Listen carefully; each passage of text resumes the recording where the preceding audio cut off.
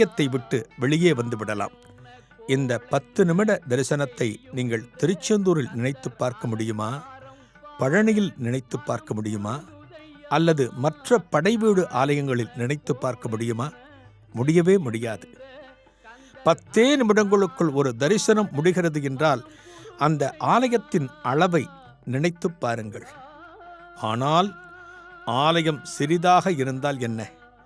மூர்த்தி சிறிதாக இருந்தாலும் கீர்த்தி பெரிதாக இருக்க வேண்டும் என்றுதானே சொல்வார்கள்.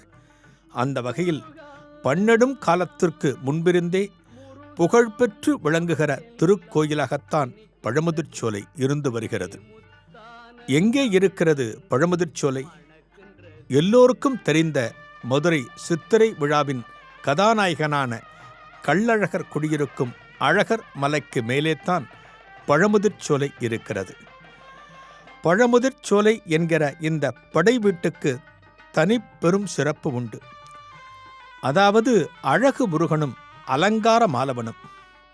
அழகர் கோவிலில் இருக்கிறவர் கள்ளழகர்னு சொல்லுவோம். அலங்கார மாலவனும் ஒரே தலத்தில் குடிகொண்டிருக்கிறார்கள். அடிவாரத்தில் மாமனான திருமால், மலைக்கு மேலே மருமகனான முருகப்பெருமான். சைவ வைணவ ஒற்றுமைக்கு இதைவிட சிறந்த உதாரணம் எந்த தலமாக இருக்க முடியும்? மதுரைக்கு வடக்கே சுமார் 19 கிலோமீட்டர் தொலைவில் அமைந்துள்ளது அழகர் கோவில். கள்ளழகர் கோவிலில் இருந்து பழமுதிர்ச்சோலைக்கு பயணிக்க மலை மீது நல்ல தார்ச்சாலை உள்ளது. அதில் 3 கிலோமீட்டர் தொலைவு பயணித்தால் பழமுதிர்ச்சோலையை அடைந்து விடலாம். அழகர் கோவில் மலை அடிவாரத்திலிருந்து திருக்கோவில் நிர்வாகத்தால் இயக்கப்படும் சிற்றுந்தில் பயணித்தால் சுமார் 15 அல்லது 20 நிமிடத்தில் பழமுதிர்ச்சோலையை அடையலாம். ஏராளமான தனியார் வாகனங்களும் இந்த சாலையில் பயணிக்கின்றன. சைவ வைணவ ஒற்றுமை என்று சொன்னேன் அல்லவா? பழமுதிர்ச்சோலைக்கு செல்லும் பக்தர்கள் முதலில் அழகர் கோவில் திருமாலை வணங்கிவிட்டு பிறகுதான் முருகனை வணங்கச் செல்லத்தின் பெருமைகளை பழைய இலக்கியங்களில் விரிவாக காணலாம். சிலப்பதிகார காப்பியத்தின் ஆசிரியர் இளங்கோவடிகள் இந்த மலையில் உள்ள நூபுர கங்கை சுனையின் மாதவி மண்டபத்தில் அமர்ந்து சிலப்பதிகாரத்தை இயற்றினாள் என்று சொல்வார்கள். அதென்ன நூபுர கங்கை? கங்கை நமக்கெல்லாம் தெரியும். இந்த நூபுர கங்கையை பார்க்க வேண்டுமானால் பழமுதிர்ச்சோலைக்கு நீங்கள் வர வேண்டும். பழமுதிர்ச்சோலை மலை மீது சுமார் 3 கிலோமீட்டர் தொலைவில் சிலம்பாறு என்கிற நூபுர கங்கை தீர்த்தம் அமைந்துள்ளது. அழகர் கோவிலின் வடக்கு வாயில் வழியே ஒற்றையடி பாதையில் சென்றால் நூபுர கங்கையை அடைய முடியும். இந்த பாதையில் செல்கிற வழியில் நாராயண தீர்த்தம், அனும தீர்த்தம், கருட தீர்த்தம் போன்றவற்றையெல்லாம் நாம் காண முடியும். நூபுர கங்கை தீர்த்தம் முருகன் கோவிலுக்கு அருகில் மாதவி மண்டபத்தில் கோமுகியின் வழியாக விழுகிறது. இந்த தீர்த்தத்தில் இரும்புச்சத்தும் தாமிரச்சத்தும் கலந்துள்ளன. எனவே நோய் தீர்க்கும் மகிமை இந்த தீர்த்தத்துக்கு உண்டு. மலை உச்சியிலிருந்து வரும்போது சூரிய ஒளியால் பல விதங்களில் ஒளிருமாம் இந்த தீர்த்தம். நவரத்தின ஒளியும் இதில் கண்டுகளிக்கலாம். பல நூறு ஆண்டுகளுக்கும் மேலாக இந்த தீர்த்தம் தடையே இல்லாமல் வந்து கொண்டிருக்கிறதாம். அழகர் கோவிலின் பிரசித்தி பெற்ற பிரசாதமான சம்பா தோசை தயார் செய்வதற்கு இந்த நூபுர கங்கையின் தீர்த்தத்தை தான் பயன்படுத்துகிறார்களாம். தோசையின் மணத்துக்கும் மகிமைக்கும் இந்த தீர்த்தமும் ஒரு காரணம் என்கிறார்கள். நூபுர கங்கையில் புனித நீராடுவது என்பது பெரும் பேறு. எந்த ஆலயத்திற்கு சென்றாலும் அந்த ஆலயத்தின் தீர்த்தத்தை நாம் தரிசிக்க வேண்டும், நீராட வேண்டும். அந்த வகையில் பழமுதிர்ச்சோலைக்கு வருபவர்கள் குளிப்பதற்கு ஆயத்தமாக மாற்றுத் துணிகளுடன் வருவது நலம். குளித்து முடித்து மாற்று ஆடை அணிந்து முருகப்பெருமானை தரிசிக்கச் செல்லலாம். அருள்மிகு வித்தக விநாயகரை முதலில் தரிசனம் செய்தபின் மூலவரான வள்ளி தெய்வானை உடனுரை சுப்பிரமணியரை தரிசிக்கிறோம். ஒரு முகமும் 4 திருக்கரங்களும் கொண்டு நின்ற திருக்கோலத்தில் காட்சி அளிக்கின்றார் இந்த முருகன். இங்கு வேல் வழிபாடு நடந்ததாக சிலப்பதிகாரத்தில் ஒரு குறிப்பு காணப்படுகிறது. திருக்கோயில் உள்ள இடத்தில் ஒரு காலத்தில் வேலின் சிலா வடிவம் நடப்பட்டு மூலவராக இருந்து வழிபாடு நடந்ததாக பக்தர்களும் சொல்கிறார்கள். தற்போது திருக்கோயிலினுள் வேலின் சிலா வடிவம் உள்ளது. கல்லால் ஆன இந்த வேலுக்கு தனி சிறப்பும் சக்தியும் உண்டு. பழமுதிர்ச்சோலை முருகனுக்கு உகந்த நாளாக வெள்ளிக்கிழமை கருதப்படுகிறது. அன்றைய தினம் முருகப்பெருமானுக்கு தேனும் தினைமாவும் நிவேத்தியமாக படைக்கப்படுகிறது. திரளான பக்தர்களும் வருகிறார்கள். மலைக்கு மேல் இயற்கை சூழ்நிலையில் அமைந்திருக்கின்ற இந்த பெருமானுக்கு தேனும் தினைமாவும் பொருத்தம்தானே. சாதாரணமாக பெருமாள் ஆலயங்களில் சனிக்கிழமை என்றால் விசேஷமாக இருக்கும். ஆனால் முருகப்பெருமானுக்கு உகந்த வெள்ளிக்கிழமைதான் இங்கு பெருமாளுக்கும், அதாவது கள்ளழகருக்கும் விசேஷ நாளாக கருதப்படுகிறது. இந்த ஆலயத்திலே கந்தசஷ்டி முக்கிய விழாவாக கொண்டாடப்படுகிறது. மேலும் முருகப்பெருமானுக்கு உரிய தைப்பூசம், வைகாசி விசாகம், கிருத்திகை ஆகிய நாட்களில் சிறப்பு பூஜைகள், அபிஷேகங்கள் என்று விமரிசையாக இருக்கும். தினமும் 3 கால பூஜை. முதல் காலம் காலை 9 மணி, இரண்டாவது உச்சிகால பூஜை மதியம் 12 மணிக்கு, மூன்றாவது காலம் மாலை 5 மணிக்கு. மலைமேல் அமைந்திருக்கின்ற கோவில் என்பதால் சில கட்டுப்பாடுகளும் காணப்படுகின்றன. பழமுதிர்ச்சோலை என்றதும் முதலில் நம் நினைவுக்கு வருபவர் ஔவை மூதாட்டி. இடையர்குலச் சிறுவனாக வந்த முருகப்பெருமான் ஔவையாரின் முன்னால் தோன்றி, சுட்ட பழம் வேண்டுமா, சுடாத பழம் வேண்டுமா என்று கேட்ட திருவிளையாடல் நிகழ்ந்தது இந்த பழமுதிர்ச்சோலை திருத்தலத்தில். என்ன திருவிளையாடல்? ஒருமுறை அழகர் மலை வழியாக மதுரை மாநகருக்கு சென்று கொண்டிருந்தார் ஔவை மூதாட்டி. கொளுத்துகிற வெயிலில் கோல் ஊன்றி தன் பகுதியை கடந்து செல்கிற மூதாட்டியிடம் சற்றே விளையாடி பார்க்க ஆசைப்பட்டான் முருகன். சுட்டெரிக்கும் அந்த வெயிலின் கொடுமை ஔவை மூதாட்டியை சற்றே ஓய்வெடுக்க தூண்டியது. எனவே சாலையின் எந்த இடத்தில் ஓரமாக தங்கி சற்று இளைப்பாறலாம் என்று தேடிய மூதாட்டிக்கு அங்கே உள்ள நாவல் மரம் கண்களில் பட்டது. மரத்தின் நிழலில் அமர்ந்து ஆயாச பெருமூச்சு விட்டார். சுட்டெரிக்கும் வெயிலில் நடந்து வந்த மூதாட்டிக்கு இந்த மரத்தின் நிழலானது ஒரு ஆனந்தத்தை கொடுத்தது. அப்போது மரத்தின் பிரம்மாண்டமான கிளை ஒன்றில் ஆடு மாடு மேய்க்கும் இடையர்குலச் சிறுவன் ஒருவன் ஒய்யாரமாக அமர்ந்திருந்தான். மரத்தின் அடியில் களைப்புடன் ஓய்வெடுத்துக் கொண்டிருக்கும் ஔவையை பார்த்தான்.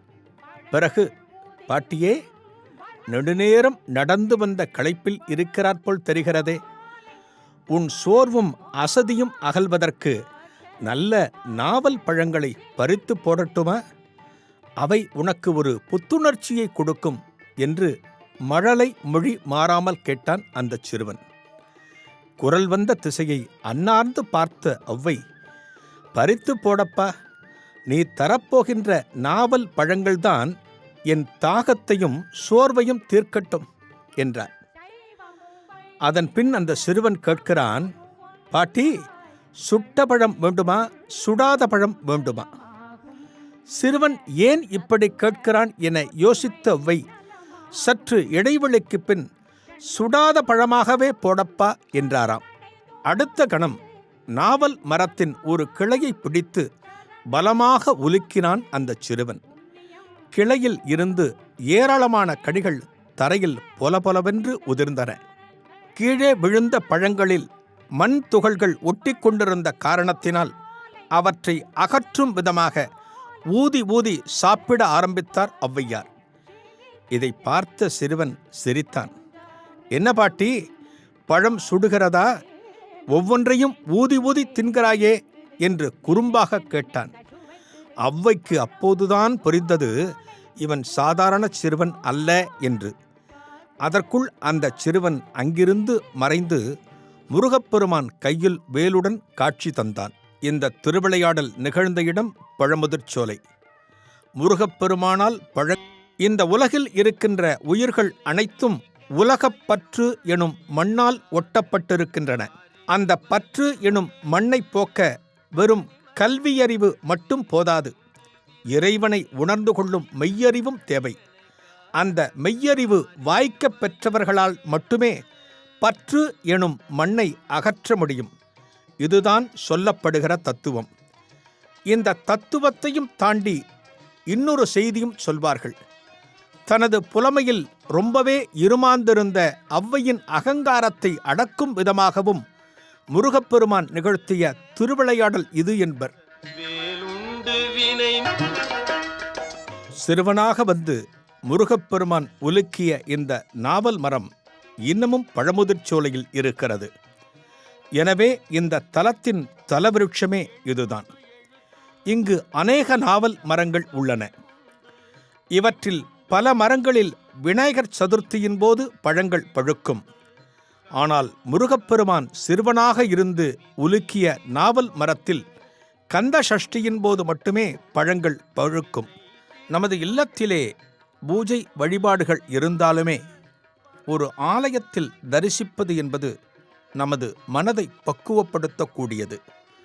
அங்கே நிலவுகின்ற அமைதி, அங்கே நிலவுகின்ற இயற்கை சூழல், இதுதான் நமது மனதை புனிதமாக்கி இறைவனிடம் எடுத்துச் செல்லும். இதோ பழமுதிர்ச் சோலையை நாம் தரிசித்துக் கொண்டிருக்கிறோம் அல்லவா?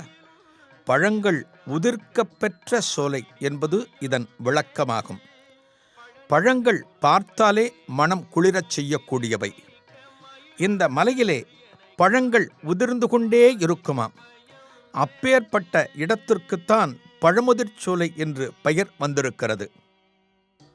அறுபடை வீடுகளுள் முருகப்பெருமான் தன்னந்தனியே நின்று காட்சி தந்து கொண்டிருக்கிறார். ஆனால் இந்த பழமுதிர்ச் சோலையில் மட்டும் வள்ளி தெய்வானையுடன் காட்சி தருகிறார். தம்பதி சமேதராக முருகப்பெருமான் காட்சி தருகின்ற ஒரே படை வீடு இந்த பழமுதிர்ச் சோலை மட்டுமே. இயற்கையான சூழ்நிலையில் தன் தேவியரோடு முருகப்பெருமான் காணப்படுகிறார் போலிருக்கிறது. இந்த தலத்திலே என்னவெல்லாம் பிரார்த்திக்கலாம்? எது பிரார்த்தித்தாலும் முருகப்பெருமானிடம் நிறைவேறிவிடும். முருகப்பெருமான் எல்லாவற்றையும் வழங்கக்கூடியவன். திருமணத்தடை, புத்திரபாகியம், கல்வியில் சிறந்து விளங்குவது, இப்படி எந்த கோரிக்கையை முன்வைத்தாலுமே முருகப்பெருமான் அருளிவிடுகிறான். மலைக்கு மேல் அமைந்திருக்கின்ற ஆலயம் என்பதால் மாலை 6 மணிக்கு மேல் இந்த ஆலயத்திற்கு செல்வது உகந்ததல்ல. ஆலயத்தின் நடையும் மாலை 6 மணிக்கு சாற்றி விடுவார்கள். காலை 6 மணிக்கு ஆலயத்தின் நடை திறக்கிறார்கள். விசேஷ காலங்களில், விடுமுறை நாட்களில் காலை 6 மணி முதல் மாலை 6 சிறப்பான பூஜைகளும் நடக்கின்றன. நெஞ்சுக்குள் கந்தனை ஒரு நாள் நினைத்தேன், நிம்மதி அங்கே மலர்ந்தது. அமைதியான சூழ்நிலையில் மணி ஒலித்தால் மனதை வருடுகிறது. பூஜை மந்திரங்களை கேட்டால் இனிமை கூடுகிறது. முருகனை தரிசிக்கின்ற போது நம்மிடம் இருக்கக்கூடிய ஆணவம், கர்வம், அகங்காரம் விலகுகின்றன. நமது வசதிகளுக்காகவும் நவீன திருத்தங்களுக்காகவும் தெய்வங்களுக்கு எந்த ஒரு காலத்திலும் இடையூறு ஏற்படுத்தக்கூடாது. தெய்வங்கள் வணங்கப்பட வேண்டியவர்கள். அவர்களின் வாழ்த்தும் ஆசியும் நமக்கு இருந்தால்தான் நமது வாழ்வானது மேலோங்கும். பசுமை பூத்து குலுங்கும் அழகர் மலையின் இயற்கை அற்புதங்களை தரிசிக்கவும், இந்த முருகப்பெருமானின் தரிசனம் பெறவும் பழமுதிர்ச் சோலை வாருங்கள். 12 காலமாக ஆட்சி புரியும் அந்த முருகப்பெருமானை காணுங்கள். அவனது இன்னருளை பெறுங்கள்.